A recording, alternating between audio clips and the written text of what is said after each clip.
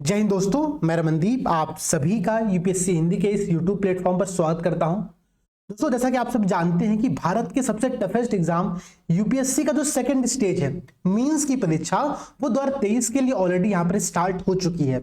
आप में से बहुत सारे ऐसे एस्पिरेंट्स होंगे जिनको 2024 में 2025 में एग्जाम देना होगा, यूपीएससी की परीक्षा में शामिल होना होगा और वो बहुत लगातार मेहनत करके अपनी तैयारी को आगे बढ़ा रहे होंगे।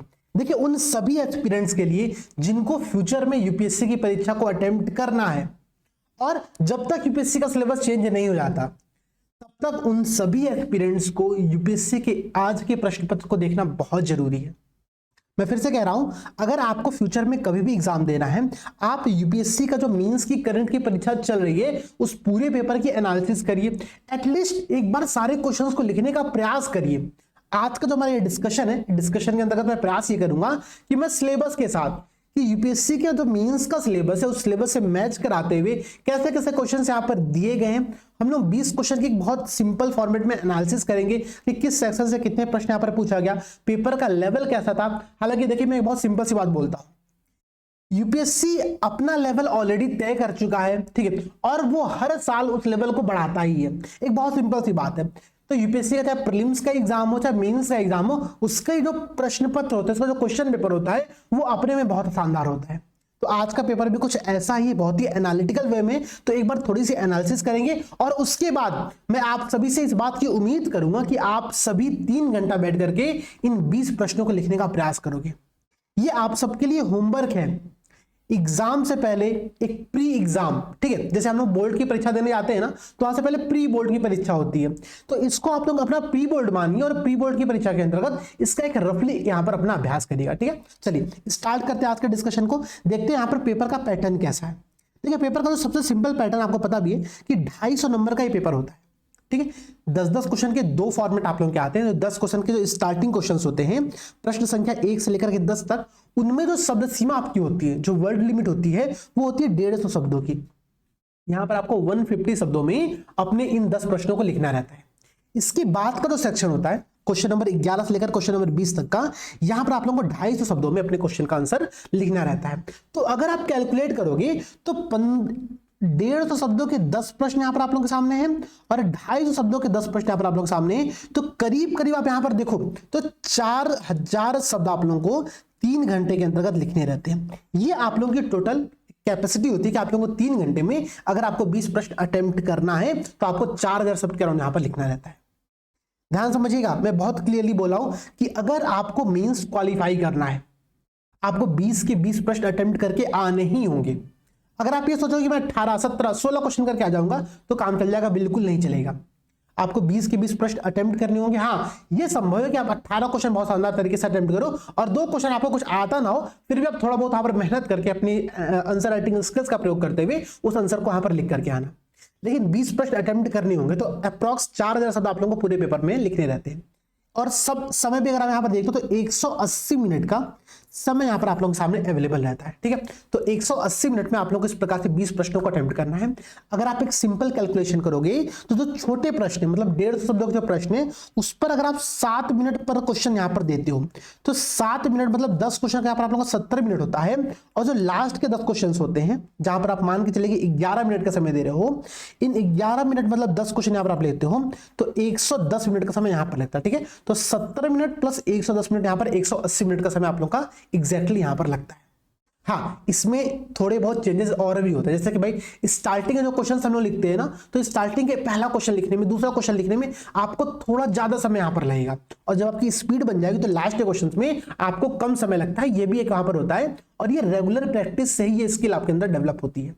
तो ये तो बहुत बेसिक एक आपको इंस्ट्रक्शंस था कि एग्जाम पेपर को अटेम्प्ट कैसे करना रहता है, ठीक है। यहाँ पर जिस मीडियम का आप चेंज करते हो उस मीडियम में आप लोगों को अपने पूरे आंसर लिखने रहते हैं, ठीक है। अब ध्यान दीजिएगा, अब हम लोग आज के यहाँ पर प्रश्न से स्टार्ट करते हैं। साथ में मैं क्या करूंगा, यहाँ पर मैं आप लोगों के लिए यहाँ पर जो यूपीएससी का पाठ्यक्रम है, ठीक है, जो यूपीएससी मेंस का सिलेबस है, उस सिलेबस को बगल में ओपन करूंगा और मैं सिलेबस के थ्रू समझने का प्रयास करूंगा कि कहां से कैसे क्वेश्चन यहाँ पर जो है एग्जाम में पूछे गए थे, ठीक है। ध्यान दीजिएगा, देखो भाई, ये आप लोगों का सिलेबस है। सिलेबस क्या कह रहा है भाई, जीएस पेपर 1 इसके अंतर्गत जो सिलेबस की मेन हेडिंग है ना, जो मोटी हेडिंग है, वो कहती है आप लोगों को कि भाई हम यहाँ पर पूछेंगे इंडियन कल्चर से, ठीक है, भारतीय विरासत, इंडियन हेरिटेज एंड जो यहाँ की कल्चर है, इससे हम लोग कुछ प्रश्न यहाँ पर पूछेंगे एग्जाम के अंतर्गत। सिलेबस का जो मेन हेडिंग है, उस मेन हेडिंग में एक टॉपिक यहाँ पर आप लोगों को ये दिया गया।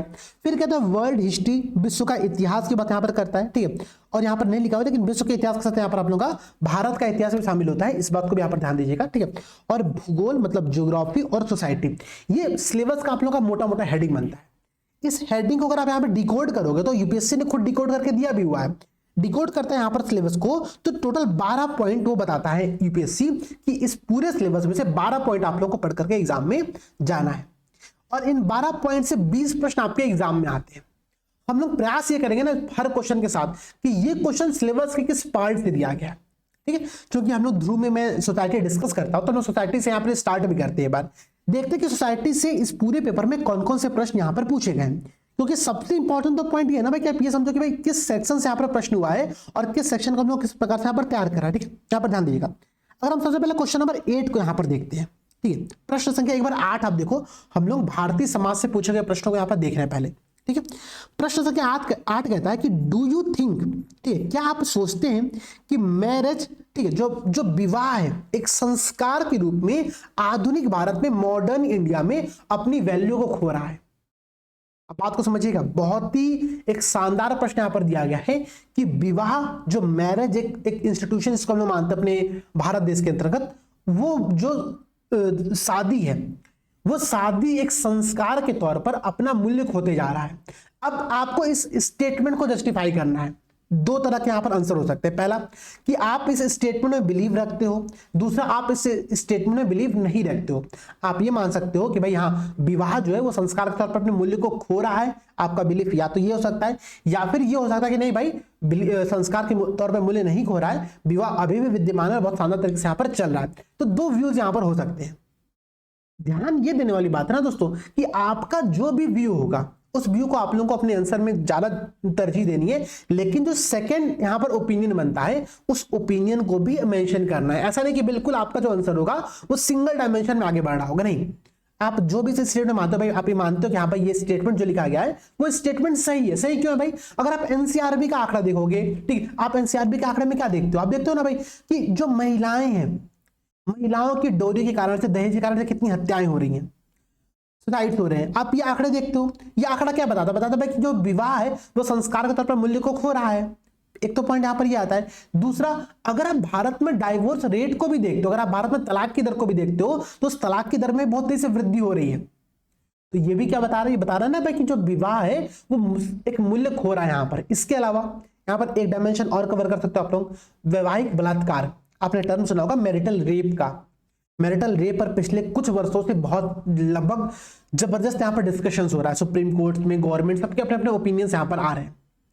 तो मैरिटल रेप भी एक ऐसा स्टेटमेंट है ना, एक ऐसा पॉइंट है जो इस बात को डिक्लेयर करता है कि विवाह जो है वो भारत में संस्कार के तौर पर अपने मूल्य को खोते जा रहा है।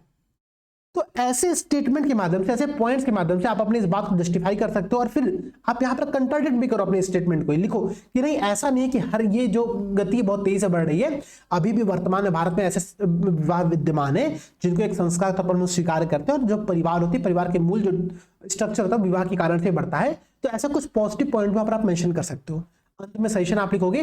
तो ये एक बहुत अच्छा प्रश्न यहाँ पर एग्जाम में दिया गया है, ठीक है। अच्छा, इस प्रश्न को सिलेबस से डिकोड करने का प्रयास करो कि सिलेबस में ये प्रश्न है कहां पर, ठीक है। जब हम समाज के प्रमुख विशेषताएं पढ़ते हैं ना, तो समाज के प्रमुख फीचर्स के अंतर्गत एक फैमिली फीचर भी यहां पर आता है। यहां पर परिवार जो स्ट्रक्चर है इसका, वो भी यहां पर शामिल होता है, और उसी फैमिली के अंतर्गत आप यहाँ पर शादी के बारे में चीजों को पढ़ते हो कि विवाह भी जो है वो एक पैरामीटर यहाँ पर बनता है। तो ये देखो यहाँ पर आप लोगों का सिलेबस के जो पॉइंट नंबर 6 है, ठीक है, सिलेबस के पॉइंट नंबर 6 इस पॉइंट को यहाँ पर लिया गया, इस प्रश्न को यहाँ पर लिया गया और बहुत शानदार तरीके से यहाँ पर स्ट्रक्चर किया गया, ठीक है। अब देखो भाई, नेक्स्ट प्रश्न अगर आप देखते हो यहाँ पर क्वेश्चन नंबर 9, ये भी सोसाइटी का प्रश्न है। हम लोग पहले समाज के प्रश्नों को देख रहे थे, यहाँ पर ध्यान से देखिएगा। अच्छा, करना क्या है, हम जो डिस्कशन करेंगे ना, अभी इस डिस्कशन के पश्चात आप लोगों को जिनको भी फ्यूचर में एग्जाम देना है, उन सभी एस्पिरेंट्स को करना ये होगा कि आप सभी इस 20 प्रश्नों का, देखो यूपीएससी हिंदी ने प्रॉपर क्वेश्चन के पेपर के फॉर्मेट में हमने इस पूरे पेपर को फिर से रिटाइप करा दिया है, बहुत शानदार तरीके से स्ट्रक्चर कराया है। तो आप सभी चाहो तो इस पेपर को प्रिंट करा सकते हो, ठीक है, प्रिंट करा के अपने पास रख लो पहली बात। तो दूसरी बात, इन 20 क्वेश्चन को आप लोगों को सॉल्व करना है, सॉल्व करके पीडीएफ बनाना, और पीडीएफ बनाना करके यूपीएससी हिंदी परिवार का जो ग्रुप है वहां पर आप लोगों को शेयर करना है, ठीक है। ये काम आप सभी को करना होगा। ये बात मैं बहुत क्लियरली ऑब्जर्व भी करूंगा कि जितने लोग 2024 की प्रिपरेशन कर रहे हैं और किसी न किसी बैच में शामिल है, उन्होंने ये काम किया कि नहीं किया। मैं फिर से बता रहा हूं, बहुत इंपॉर्टेंट है। अगर आप इसको ये सोचोगे कि एक आपने वो गाना सुना होगा, ठीक है, कि मन में है विश्वास, पूरा है विश्वास, हम होंगे कामयाब एक दिन, घंटा कामयाब हो गए। देखो, एक लिटरली मैं बहुत सिंपल सा फैक्ट बता रहा हूं, अगर मेहनत नहीं करोगे और केवल विश्वास के दम पर, यूट्यूब की मोटिवेशनल रील्स के दम पर अगर आप सोचोगे कि आपका सिलेक्शन हो जाएगा, तो ये आप अपने साथ एक धोखेबाजी का काम कर रहे हो। आपको करना क्या है, आपको विश्वास रखना है, आपको मोटिवेशन रखना है, लेकिन उन दोनों के साथ साथ हार्डवर्क करनी है। हार्डवर्क का कोई सब्स्टिट्यूशन नहीं है। हार्डवर्क अगर आप नहीं करोगे तो उसका कोई अतिरिक्त विकल्प नहीं है। आप कितने भी स्मार्ट हो, लेकिन हार्डवर्क नहीं करोगे तो आप फेल हो जाओगे। ये बहुत सिंपल सी बात है। इसलिए मेहनत करो। हम लोग क्वेश्चन को डिस्कस करें, हम एक बहुत रफ स्ट्रक्चर डिस्कस करें। मैं बहुत ज्यादा यहाँ पे डीपली डिस्कस भी नहीं कर रहा हूं, मैं इसे बस आप लोग क्वेश्चन पेपर दिखा रहा हूं कि देखो, एटलीस्ट आप लोग क्वेश्चन पेपर देख लो यहाँ पर, और उनकी आंसर राइटिंग करने की प्रैक्टिस यहाँ पर करना। क्वेश्चन नंबर 9 ध्यान से पढ़ना। आज के समाज की एक बहुत रियलिटी, मतलब क्रूअल रियलिटी जो है, उसको यहाँ पर बताया गया, ठीक है। प्रश्न क्या कह रहा है कि भारतीय समाज में 9 युवतियों में आत्महत्या क्यों बढ़ रही है, स्पष्ट कीजिए, ठीक है। Explain why suicide among the young women is increasing in the Indian society. ये प्रश्न यहां पर पूछा गया है कि भाई भारतीय समाज में जो 9 युवतियां हैं, जो नई लड़कियां हैं, उन लड़कियों में सुसाइड की दर बहुत तेजी से क्यों बढ़ रही है। तो भाई अब देखो, इसका आंसर तो आप लोग लिख ही सकते हो, ठीक है। आप क्या करोगे, इंट्रोडक्शन आप चाहो तो कुछ आंकड़े दे दो। आंकड़े क्या रहेंगे, आंकड़े मैंने आप लोगों से हमेशा कहा कि भाई क्राइम की अगर कोई भी आप लोगों को आंकड़ा देखना है, एनसीआर भी उसके लिए बहुत सफिशिएंट है। तो क्राइम इन इंडिया जो एनसीआर की रिपोर्ट आती है, उस रिपोर्ट बहुत कुछ बातें बताती है। अगर आप इस रिपोर्ट को देखोगे ना, तो ये रिपोर्ट बताता है कि 2021 में, ठीक है, 2021 में करीब 1.6 लाख टोटल सुसाइड भारत में हुए थे, ठीक है। करीब 1.60 मतलब 1,60,000 सुसाइड जो है वो भारत में यहाँ पर हुए थे। इसमें से करीब 45,000 सुसाइड जो है वो महिलाओं के द्वारा किया गया, ठीक है। बात समझिएगा कि रैंडम आंकड़ा है, एनसीआरबी से मैंने इस आंकड़े को लिया है। आप चाहो तो इस आंकड़े को अपने आंसर में प्रयोग कर सकते हो अपने अकॉर्डिंग, पहली बात। दूसरी बात, देखो एक बात मैं इस बात को भी मानता हूं ना कि जो वुमेन्स हैं, जो महिलाएं हैं, उन महिलाओं में ना स्ट्रेस को मैनेज करने की जो क्षमता होती है, जो उनमें तनाव को सहन करने की जो क्षमता होती है, वो पुरुषों से ज्यादा होती है। आप उस आंकड़े को यहाँ पर देख भी सकते हो कि पुरुषों की कंपेरिजन में महिलाओं में सुसाइड की रेट थोड़ी सी कम है, ठीक है। ये एक आंकड़ा यहाँ पर दिखाता है। लेकिन यहाँ पर प्रश्न बहुत स्पेसिफिकली पूछा गया कि यंग वुमेन में सुसाइड की रेट ज्यादा क्यों है। अब आप इससे कुछ कारण गिना सकते हो। अगर आपने रिसेंट के कुछ न्यूज़पेपर्स देखा होगा, ठीक है, तो आप देखोगे वहां पर कि कोटा जो कहा था ना कि भाई देखो, यूपीएससी के पश्चात सेकेंड नंबर का, हालांकि मैं तो मानता हूं कि आईएएस से भी सबसे टफेस्ट एग्जाम जो होता है वो आईआईटी का एग्जाम होता है, ठीक है। आईआईटी के एग्जाम का हब क्या है, कोटा। तो कोटा में अगर आपने रिपोर्ट देख रहे होगे वहां पर, तो डेली, मतलब लिटरली डेली वहां पर क्या हो रहा है, सुसाइड्स हो रहे हैं, ठीक है। और जो डेली सुसाइड्स हो रहा है उसमें महिलाओं का जो भूमिका, जो लड़कियों की भूमिका, वो यहाँ पर ज्यादा है। तो कुछ तो कारण है ना, उन कारणों की यहाँ पर आप लोगों को चर्चा करनी कि भाई क्या कारण है, क्यों बढ़ रहा है, ये बात डिस्कस करिए आप। तो मैं कुछ कारण आप लोगों को गिना भी सकता हूँ, ध्यान दीजिएगा। सबसे पहला कारण क्या है, सबसे पहला कारण ये भाई कि विवाह। अभी हम डिस्कस करते हैं ना कि विवाह जो है वो संस्कार के तौर पर अपने मूल्य खो रहा है। तो भाई आप देखो ना कि विवाह के कारण से क्या हो रहा है कि डोरी की समस्याएं बढ़ रही है, दहेज की समस्याएं बढ़ रही है। और उस दहेज के कारण से क्या हो रहा है कि लड़कियां या तो आत्महत्या कर ले रही हैं या तो उनको मार दिया जा रहा है, पहला कारण। दूसरा कारण क्या, इम्पोटेंसी, मतलब बाजपन, ठीक है। जब जो लड़की की शादी होती है और वो बच्चे अगर नहीं जन्म दे पा रही है किसी भी साइंटिफिक रीजन से, मतलब वैज्ञानिक तथ्य के कारण से, ठीक है, तो क्या होता है कि सारा का सारा प्रेशर, सारा का सारा जो तनाव होता है वो उस लड़की के ऊपर थोप दिया जाता है और इस कारण से वो सुसाइड कर लेती है, ठीक है। तो एक तो दहेज की समस्या हो गया, एक इम्पोटेंसी की समस्या हो गया, एक भाई पढ़ाई की समस्या तो बहुत विद्यमान है। कोटा का आंकड़ा आपको मैंने अभी बताया भी यहाँ पर, ठीक है, कि कोटा में लगातार डेली की डेली आत्महत्याएं हो रही हैं। मतलब वहाँ का जो डिस्ट्रिक्ट अथॉरिटी है ना, वहाँ का जो जिला पूरा निकाय है, वो लगातार इस बारे में प्रयास कर रहा है कि कैसे सुसाइड को कम कराया जाए, ठीक है। तो उसने बहुत सारे कॉन्सेप्ट बताया। उसने बताया कि भाई जो पंखा आप लगाओगे ना, मैं कोटा का आपको एक रिसेंट का बहुत अच्छा केस स्टडी बता रहा हूँ कि जो आप पंखा लगा रहे हो हॉस्टल से बच्चों के लिए, उस पंखे में ना ये जो रॉड लगती है उस रॉड को मत लगाओ, वहां पर आप लगाओ स्प्रिंग। इससे फायदा क्या होगा कि अगर कोई सुसाइड करने जा रहा है तो वो पंखा में ना जब उस प्रक्रिया से गुजरेगा तो पंखा चूंकि रॉड नहीं रहेगा, स्प्रिंग रहेगा, तो वो स्प्रिंग सीधे नीचे आ जाएगा। इसलिए नए कॉन्सेप्ट क्रिएट किया जा रहा है ताकि आत्महत्या दर को हम यहाँ पर रोक सके। इसके अलावा बहुत सारे अन्य प्रयास भी होते हैं, ठीक है, जहां पर मानसिक स्वास्थ्य के लिए बहुत सारे कार्य करते हैं। तो ये पूरा प्रश्न उस डायमेंशन को कवर करता है। आप इस डायमेंशन से पूरे आंसर को लिख सकते हो। कुछ कारण में डिस्कस किया, कुछ कारण आप अपने आंसर सोचो और इस पूरे आंसर को यहाँ पर क्या करना है, लिखना है, ठीक है। अब अगला प्रश्न देखो। अगला प्रश्न बहुत अच्छा है। ये सारे प्रश्न सोसाइटी के ही हैं, ठीक है। Question number 8, question number 9, question number 10। Question number 10 क्या कह रहा है? कह रहा है कि बच्चे को दुलारने की जगह पर, मतलब चाइल्ड कडलिंग की जगह पर अब हम क्या कर रहे हैं कि बच्चों को फोन दे दे रहे हैं, ठीक है। और अब बच्चा फोन में क्या देख रहा है उसको भी नहीं पता। मतलब लिटरली ऐसे बच्चों की कॉमेडी शोज अवेलेबल है ना, बच्चों के ऐसे कार्टून शोज अवेलेबल है जहां पर सेक्सुअल कंटेंट्स दिखाए जा रहे हैं, ठीक है, और किसी को कोई फर्क नहीं पड़ रहा है। तो बच्चे को ना जब मोबाइल फोन दिया जा रहा है तो उस पर बहुत दुष्प्रभाव पड़ रहा है, और उसी दुष्प्रभाव के यहाँ पर आप लोगों को चर्चा करनी है। ध्यान देना, सिलेबस में एक पॉइंट यहाँ पर कह भी रहा है, ठीक है, कि भूमंडलीकरण का प्रभाव। तो भूमंडलीकरण के पश्चात क्या हो रहा है, ग्लोबलाइजेशन के पश्चात क्या हो रहा है कि मोबाइल फोन्स, इंटरनेट की पहुंच हर लोगों तक हो रही है, ठीक है। शहरीकरण के कारण से लोगों के पास मोबाइल की पहुंच हो रही है, और इन सब पूरी प्रक्रिया के अंतर्गत क्या हो रहा है कि बच्चों के ऊपर इसका एक इंपैक्ट पड़ रहा है, ठीक है। यहां पर प्रश्न बहुत क्लियर है कि discuss its impact on the socialisation of the children, मतलब बच्चों के समाजीकरण पर इसके प्रभाव की चर्चा करिए। ध्यान देना, यहां पर प्रभाव पूछा गया तो प्रभाव दो डायमेंशन में हो सकता है, ठीक है। पॉजिटिव प्रभाव ही पड़ा और निगेटिव प्रभाव ही पड़ा। भाई देखो, बच्चों पर पॉजिटिव प्रभाव क्या पड़ा मोबाइल फोन का?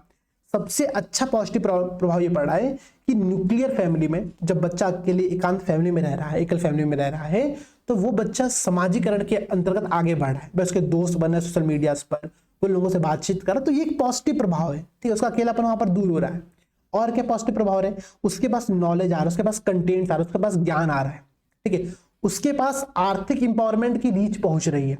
बच्चा आजकल देखो ना, छोटे छोटे बच्चे हैं, मतलब 12 साल 15 साल के बच्चे हैं, वो शेयर मार्केट में पैसे इन्वेस्ट करके अच्छा खासा पैसा कमा रहे हैं, ठीक है। बहुत सारे कार्य कर रहे हैं वहां पर, बहुत सारे इनोवेशन के स्किल्स लेकर के आ रहे हैं। तो ये मोबाइल फोन्स के कारण से उनके पास आ रहा है कि मोबाइल फोन के कारण से उनके पास ज्ञान पहुंच रहा है, उनके पास नॉलेज पहुंच रही है। पॉजिटिव इंपैक्ट्स भी है लेकिन निगेटिव इंपैक्ट भी है। वो निगेटिव इंपैक्ट भी आपको यहाँ पर आपको डिस्कस करना पड़ेगा। अगर आप सिर्फ एक डायमेंशन को कवर करोगे आपका आंसर कंप्लीट नहीं माना जाएगा, ठीक है। तो ये ध्यान आप रखना कि बच्चों के ऊपर मोबाइल फोन का क्या प्रभाव पड़ा है समाजीकरण की प्रक्रिया के अंतर्गत, उसके पॉजिटिव और निगेटिव दोनों इंपैक्ट आप लोगों को बताने हैं। ये आप लोग का एक प्रश्न यहाँ पर ये हो गया, ठीक है। तो समाज के ये तीन प्रश्न आप लोग के 10 छोटे वाले प्रश्नों में शामिल किए गए थे, 10 नंबर वाले प्रश्न शामिल किए गए थे। तो ये प्रश्न यहाँ पर आपने देखना, ठीक है। अब अगर आप फिर से देखते हो, ठीक है, तो यहाँ पर ना कुछ प्रश्न और भी ऐसे हैं जो कि सोसाइटी से लिए गए। जैसे कि अगर मैं लॉन्ग टर्म वाले प्रश्न में जाऊं तो क्वेश्चन नंबर आप 16 यहाँ पर देखो, कह रहा कि भारत में मानव विकास और आर्थिक विकास के साथ कदम ताल करने में विफल क्यों हुआ है। एक प्रश्न यहाँ पर ये दिया है कि human development and economic development एक साथ नहीं बढ़ पा रहा है। इसकी चर्चा आप लोगों को करनी है। एक तो प्रश्न यहाँ पर बहुत बेसिक सा ये भी है, इसको आपको डिस्कस करना है, ठीक है।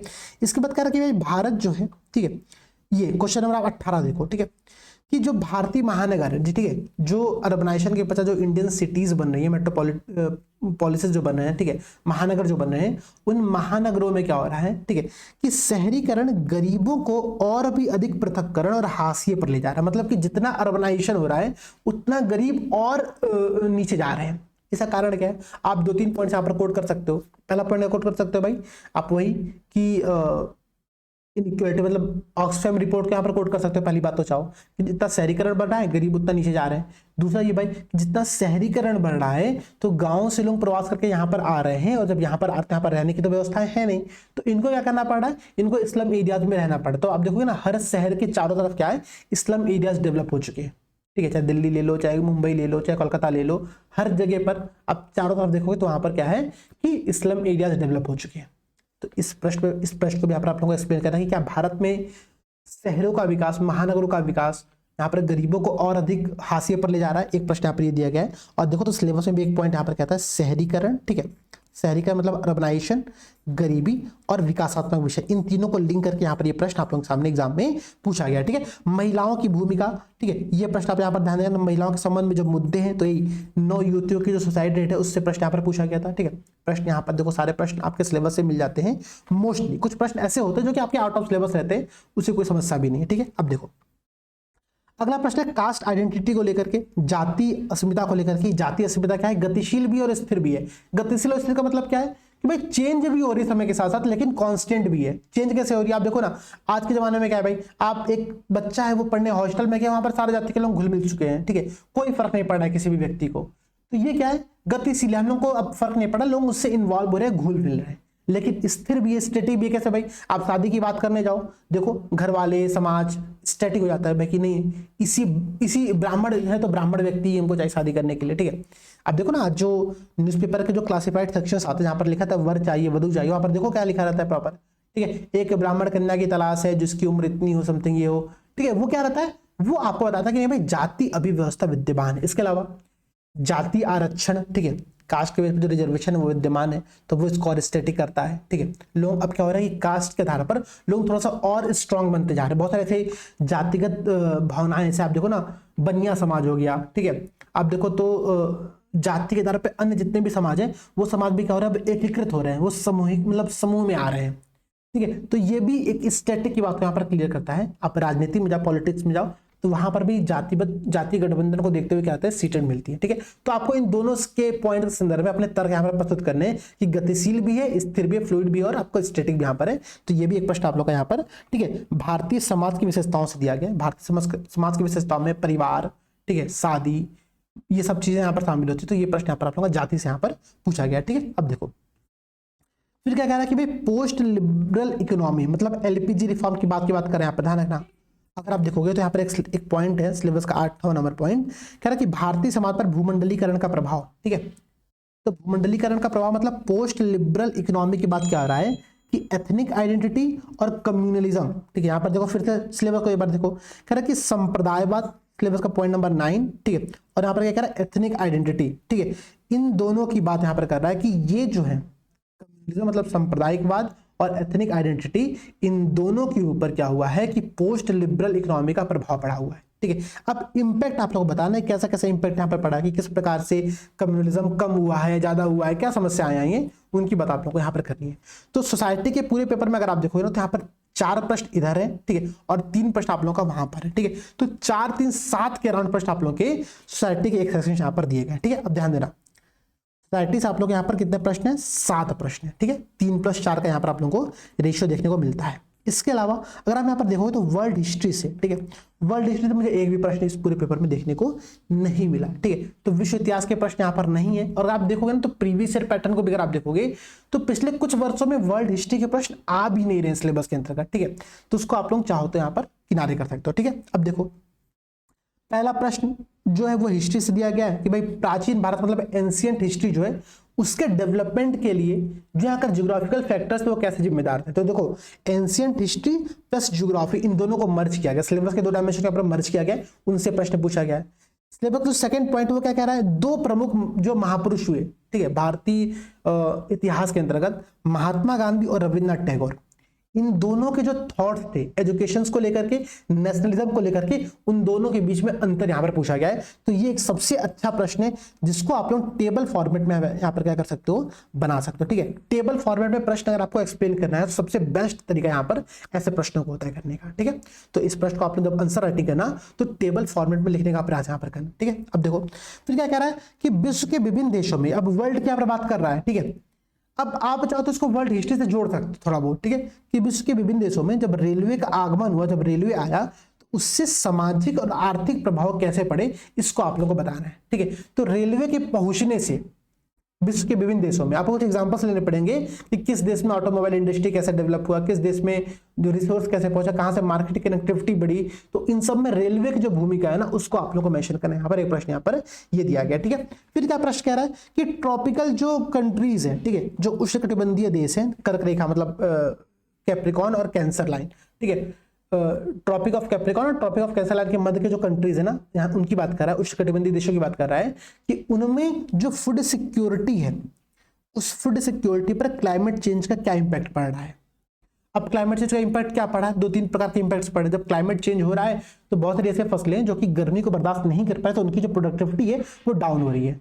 एग्रीकल्चर के लिए इरिगेशन चाहिए, पानी की उपलब्धता कम हो रही है क्योंकि भाई क्लाइमेट चेंज हो रहा है, गर्मी यहाँ पर बहुत तेजी से बढ़ रही है, ठीक है। तो इन सब का खाद्य सुरक्षा पर निगेटिव इंपैक्ट पड़ेगा, आप उस इंपैक्ट पर मेंशन कर सकते हो। सॉल्यूशन क्या दोगे, श्री अन्न सबसे शानदार एग्जांपल है श्री अन्न का।